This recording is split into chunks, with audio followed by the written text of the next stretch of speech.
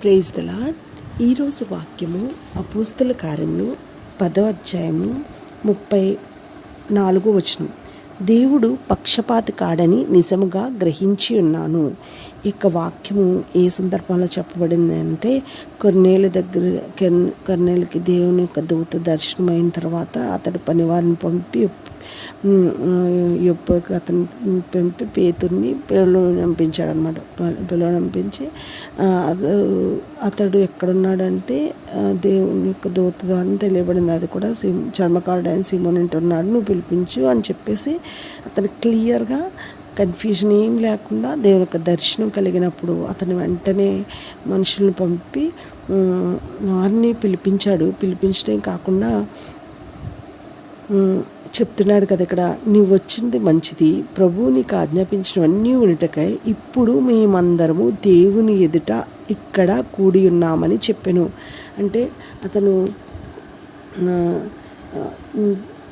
పేతురు వచ్చేటప్పటికి అనేకులు అతనితో మాట్లాడలోకి వచ్చారు, అనేకులు కూడి ఉంటే చూశాడు.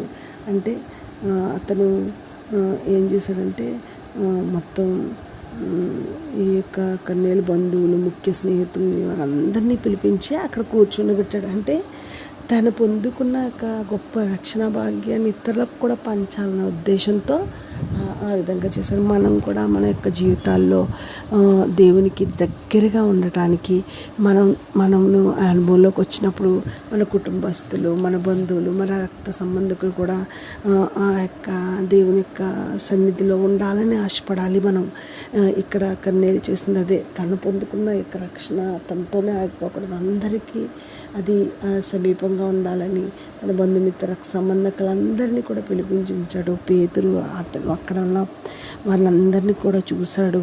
అప్పుడు పేతురు నోరు తెరిచి అంటున్నాడు కదా, దేవుడు పక్షపాతి కాడని నిజంగా గ్రహించి ఉన్నానని చెప్తున్నాడు. దేవునికి మహిమ. ఆయన పక్షపాతి కాడ, ఆయన అందరికీ ఉపకారి, అంతటా అందరూ మారు మనసు పొందాలని ఆశిస్తున్నాడు. మనం కూడా దేవునికి దగ్గరైన జీవితం జీవించడానికి దేవుడు మనకు సహాయం చేయను కాక. ప్రార్థన. కృపా సత్య సంపూర్ణుడ, మహోన్నతుడ, మహాగణుడ, మీకే వందనాలు నాయన. మీరు మా పట్ల కలిగి ఉన్న ఉద్దేశాన్ని బట్టి మీకు స్తోత్రాలు ప్రభువా. ఈరోజు మేము చేయబోతున్న ప్రతి పనిలో కూడా ప్రభువా మీరే మాకు ముందుండి నడిపించండి అయ్యా. అన్నిటి మాటలు మా హృదయాన్ని మీకు అంగీకారంగా చేసుకోండి ప్రభువా. ఆయన తండ్రి, సమస్తంలోనూ తోడు నడిపించండి ఆయన. సమస్తానికి కారణభూతుడు దేవా, నీకు వందనాలు ప్రభువా. అయ్యా, దేవుడు పక్షపాతి కాదని పేతురు ఏ విధంగా చెప్తున్నాడు.